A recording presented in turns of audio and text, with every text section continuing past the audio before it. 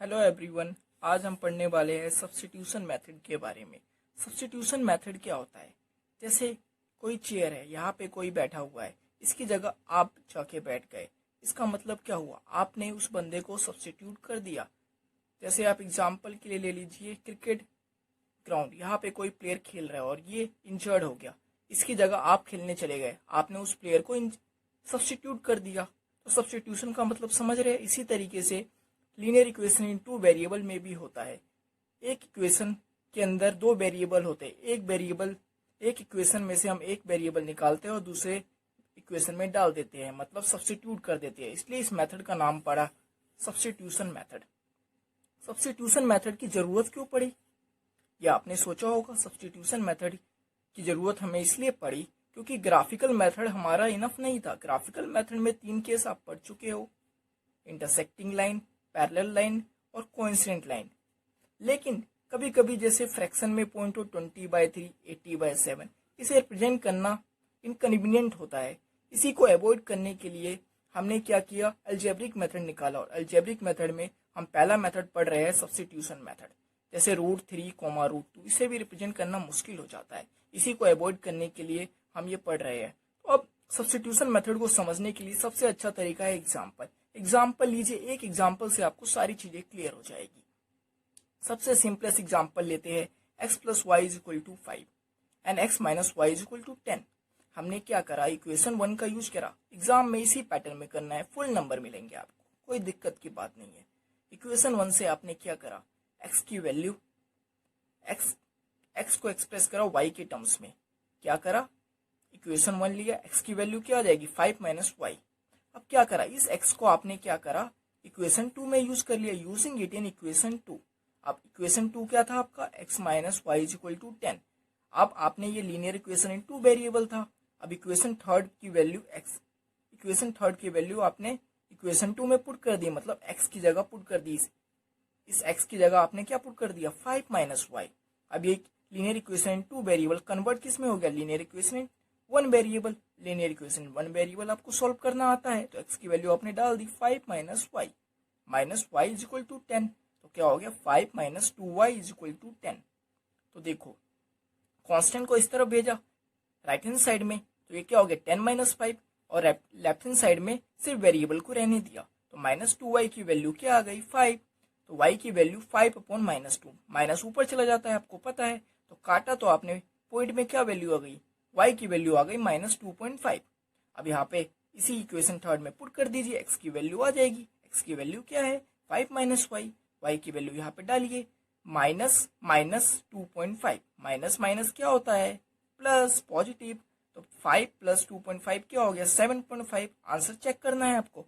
Equation third में फिर से पुट कर लीजिए।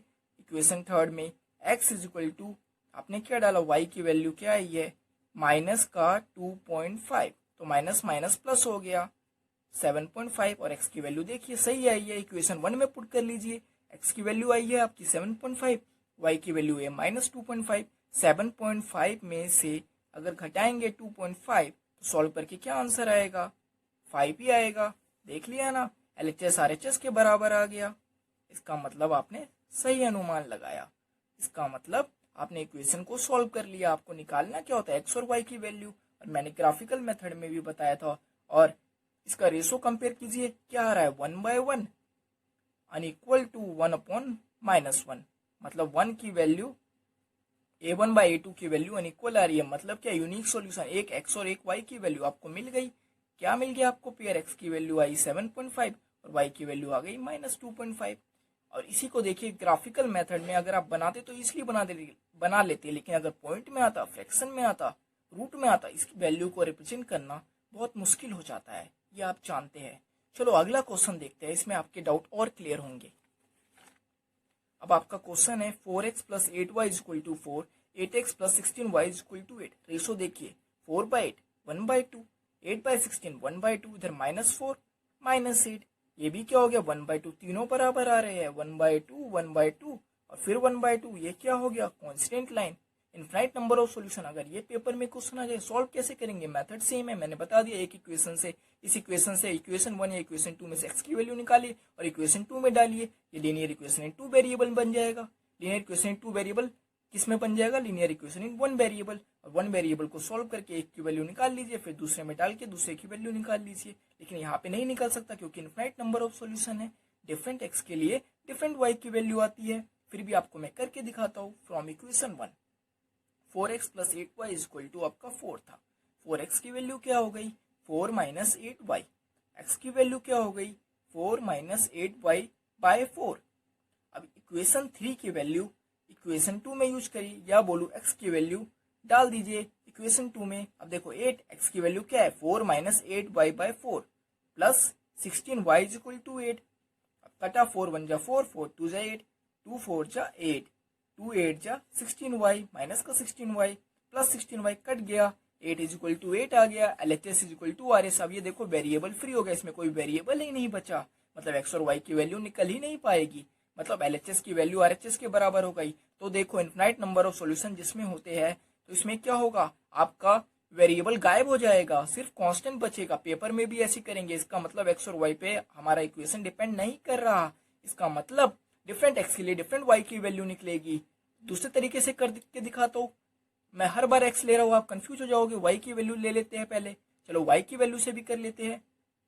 इक्वेशन 1 से y की वैल्यू निकाल ली, क्या होगी, 4 प्लस का 4x माइनस का 4x। 8 मल्टीप्लाई में था, 8 डिवाइड में हो गया, ये समझ आ गया ना आपको।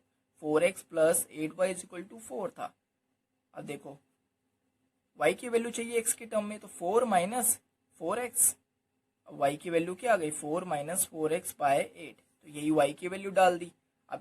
अब देखो इक्वेशन 2 में पुट कर लीजिए, 8x है प्लस 16 y की वैल्यू x के टर्म में हमने पुट कर दी, तो क्या हो गया, 4 - 4x/8। अब देखो 8 2 जा 16, 8x प्लस 2 4 जा 8, अंदर मल्टीप्लाई कर दिया। देखो ये है इस टाइप का, 4 - 4x, 2 4 जा 8 हो गया, 2 को -4x से मल्टीप्लाई करा तो -8x हो गया। तो देखो इधर भी प्लस का 8x माइनस का 8x कैंसिल हो गया, प्लस का 8 LHS RHS के बराबर हो गया, मतलब वेरिएबल फ्री हो गया। इसी तरीके से आप पहले रेशो देख लीजिए, एक नंबर का क्वेश्चन आया कोई दिक्कत नहीं, अगर ज्यादा नंबर का है तो इस तरीके से आप सॉल्व कर लेंगे और आपको कोई दिक्कत भी नहीं होनी चाहिए। चलो आगे और देखते हैं, नो सॉल्यूशन वाला भी तो बचा है, इसको भी देख लेते हैं।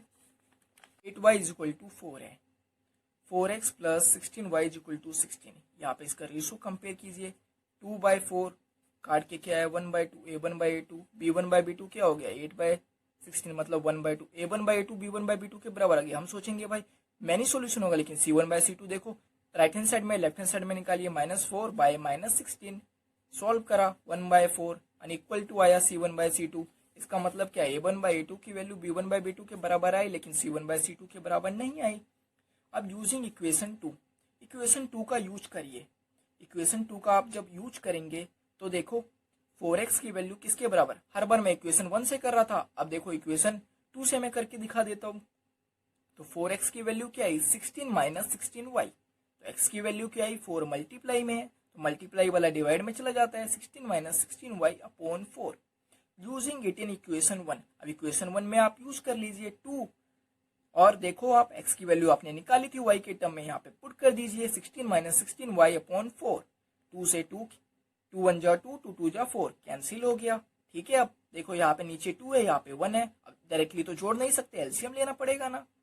तो एलसीएम लीजिए, 2 और 1 का एलसीएम क्या होता है 2, 2 के टेबल में 2 कितनी बार में आता है, एक बार में, एक से ये मल्टीप्लाई होगा, तो एज इट इज हो जाएगा 1 × 16 16, 1 × -16y -16y। ठीक है ना, प्लस अब देखो 1 के टेबल में 2 कितनी बार में आता है, 2 बार में आता है, 2 8 जा क्या हुआ 16y = 4। अब देखिए माइनस का 16y प्लस का 16y कैंसिल हो गया, बचा क्या 16 प्लस 0/2। अब देखो 16 + 0 क्या होता है 16/2, 16/2 को काटा तो 8 = 4, 8 - 4 = 0, 4 की वैल्यू 0 के बराबर नहीं होगी, ये फॉल्स स्टेटमेंट है। इसका मतलब हमारे क्या निकलेगा, नो सॉल्यूशन, यहाँ पे कोई सॉल्यूशन नहीं निकलेगा, मतलब हमारा पैरेलल लाइन है। और अभी हम रेशो से भी देख के पता लगाएंगे, पहले ही हमें पता चल जाएगा कि a1/a2 की वैल्यू b1/b2 के बराबर है, लेकिन c1/c2 के बराबर नहीं है, पेपर में आएगा तो ऐसे कर देंगे। तीनों केस मैंने आपको अच्छे तरीके